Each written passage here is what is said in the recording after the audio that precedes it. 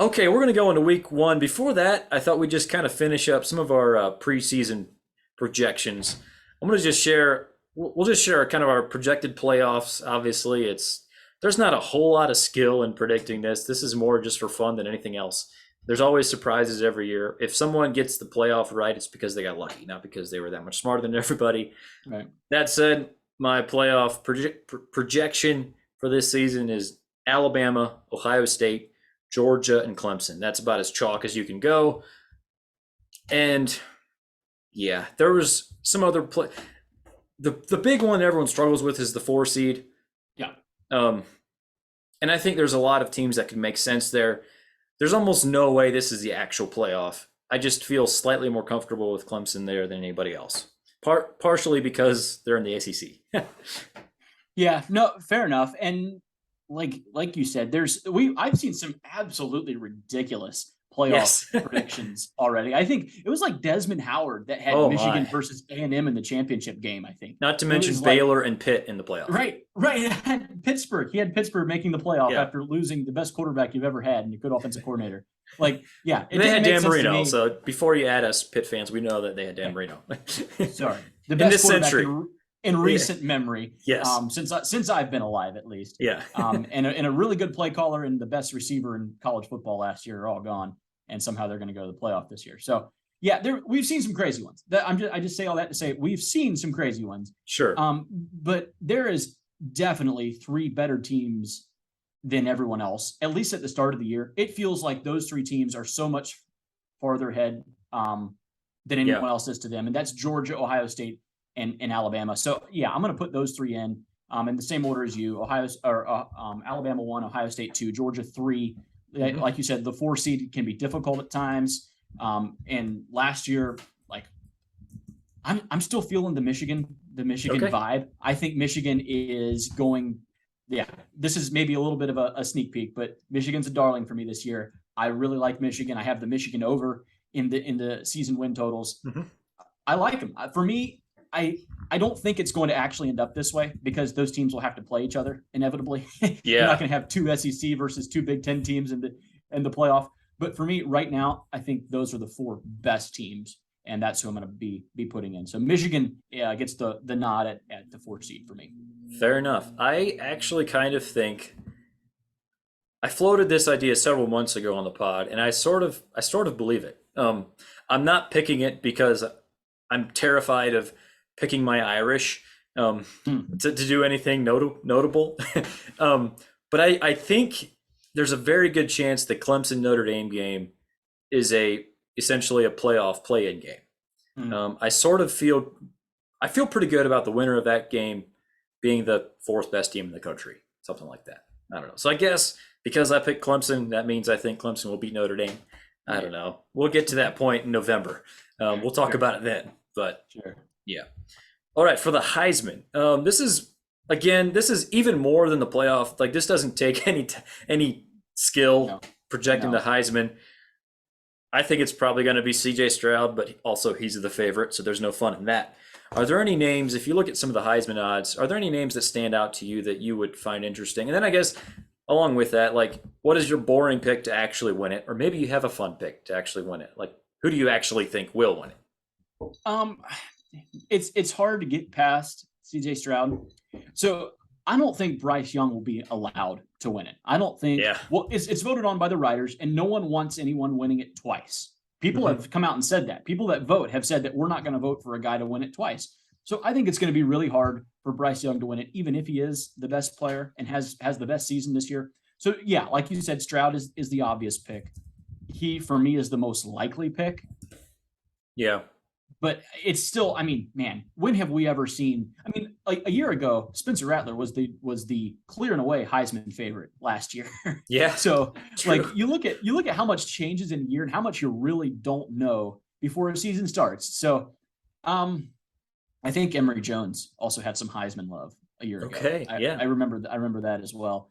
As far as just a long shot, Caleb Williams, he's not that much of a long shot. He's the number 3 guy on the list right now.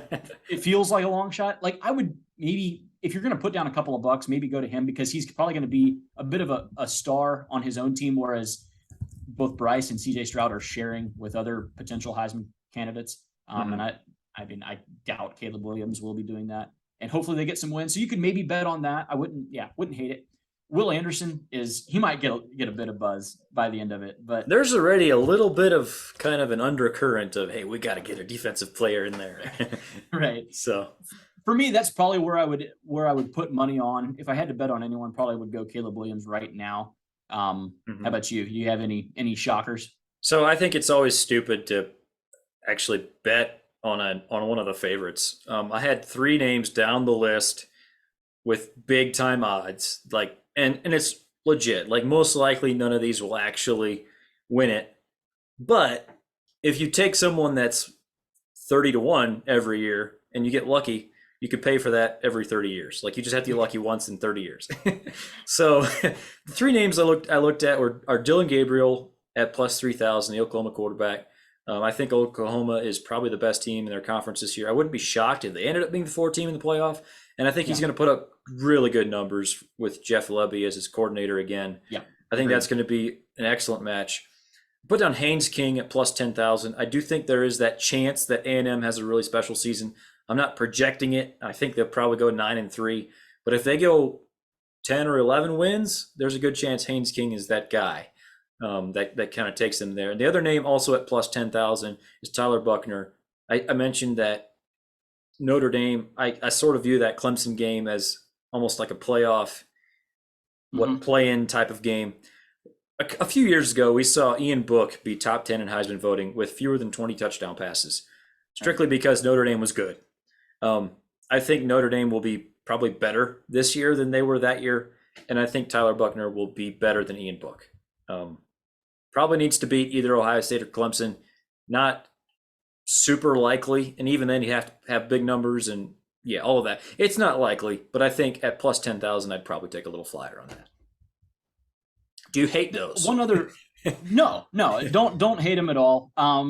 You're pretty much just throwing darts at a dartboard hoping to get lucky. If you're not a good dart player, you're I guess just hoping pretty much. So another name just to consider, like KJ Jefferson could possibly put up some really big numbers. And kind of a dynamic offense at Arkansas. Just a name to throw out there, might get some Heisman buzz. It's just a guy that's strictly just putting up really good numbers and a good offense. That's a possibility. Yeah, I don't hate that at all. That can make sense. And he would kind of fit that long shot, stab in the dark type of thing. I like that. Okay, real quick before we get into week 1. Last year, we sort of organically ended up having this thing that we called the Zone Blitz Darlings. Last year, it was mostly NC State and Boston College. Those were kind of the 2 teams that we were both really high on in the preseason. NC State worked out. Boston College looked like they would have worked out if Phil Dracovic hadn't gotten hurt. So this year, we've kind of had an eye on that as we've been going through the previews. I have about 5 picked out that I sort of feel like are my personal darlings. I'm interested to hear what yours are. You said you have maybe 3 of them? I do have 3. Yeah, I have 3 this year. I'm just gonna start and just list them off and go for it. I already teased this one. It's Michigan. Michigan, I have them as a top 4 team in the country. I have them comfortably covering their season win total. 9.5. I'm a believer in them. Yep, Mm-hmm. 9.5. I think they easily get double-digit wins. I'm a believer in what Harbaugh's done there. I think it's been a slow build, kind of a slow burn, a little bit like what Clemson did before they really got up and rolling.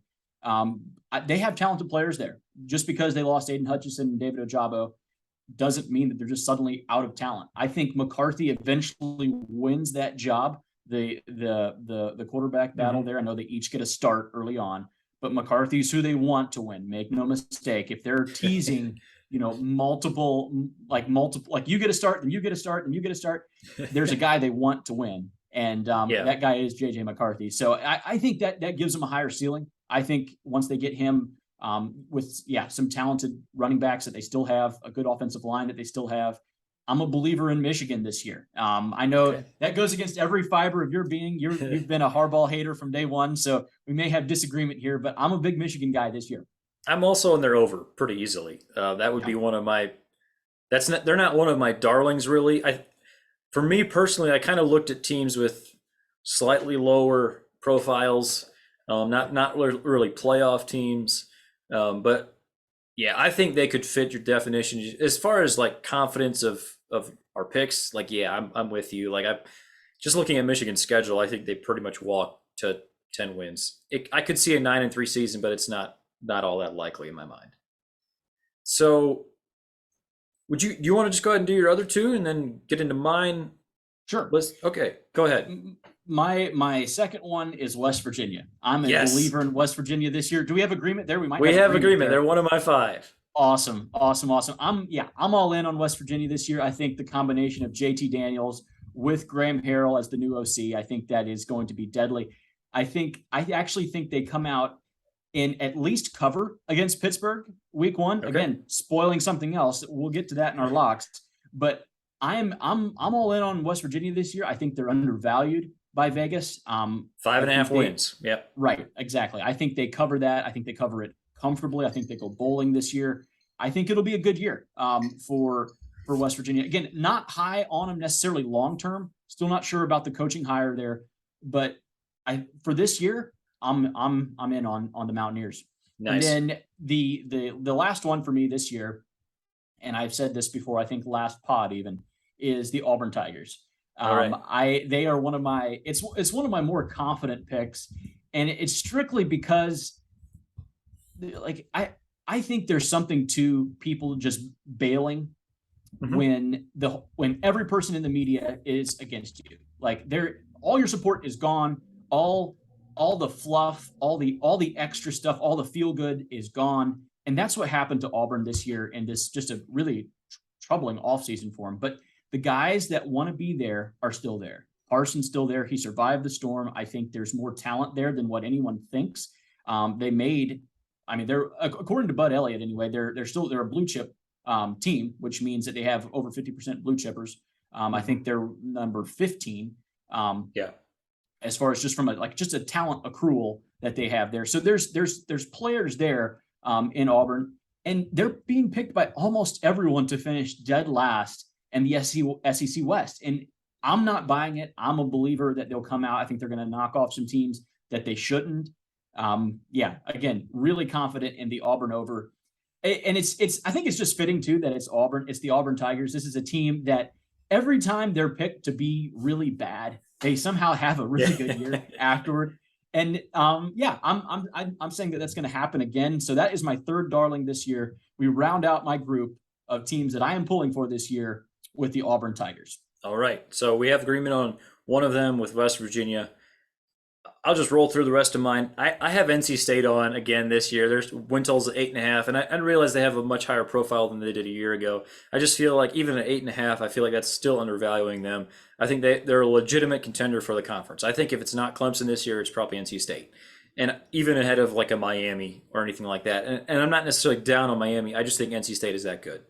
Right. I'm not totally convinced that Clemson is better than them this year. I'm not totally convinced that last year NC State beating Clemson was a fluke. I think it could possibly happen again. Kansas State at 5.5. I'm also in the over there pretty comfortably. I don't know that they're necessarily a Big 12 contender, but to me they feel like a 7 or 8 or even 9 win team. I just think that they're pretty much loaded everywhere except quarterback Adrian Martinez. And I think he's a good enough runner that they at least have that part of their offense figured out with him and Deuce Vaughn. They're going to run the ball. They're going to play really good defense. Oregon State, another team at 5.5. Feel comfortable with them. I like these teams that their win totals at 5.5, which means that they like bowling. Going bowling is like over the win total, and I think these are all bowl teams. Oregon State, Kansas State, West Virginia feel like solid bowl teams to me. Oregon State, similar reasoning. Just think that they're better than that. And my last one is Minnesota at 7.5. I earlier predicted that they would win the Big Ten West. That's a bit of a shot in the dark. If it was them against the field, I would take the field. But I do like this Minnesota team. I think they're pretty much solid everywhere. So those are kind of my five. So I guess the only ones we could truly say are zone blitz darlings is West Virginia, because that's the only one we both had on our list. Yeah, don't hate any of yours. Certainly the Minnesota one is, I think that one there has some long-term potential. That's one where you end up in October, November, and suddenly you look down and you're feeling really, really good about the decision to make them a darling earlier in the year. No, don't have a problem really with any of them. I wasn't as high on Kansas State this year as you are. Just kind of from the Martinez angle alone. But Sure. and what was your other one? Uh, I had Minnesota, Oregon State, Kansas State, West Virginia, and NC State. NC State. Yeah, I'm a fan of NC State as well. I didn't make them a darling, but 8.5 felt low. Yeah. They're a physical football team. I kind of agree with you. Like, I think that they could beat Clemson again this year. I'm not going to pick that. I think Clemson will be the favorite. Clemson probably should be the favorite, but I don't hate it at all. No, definitely not going against it. Sure.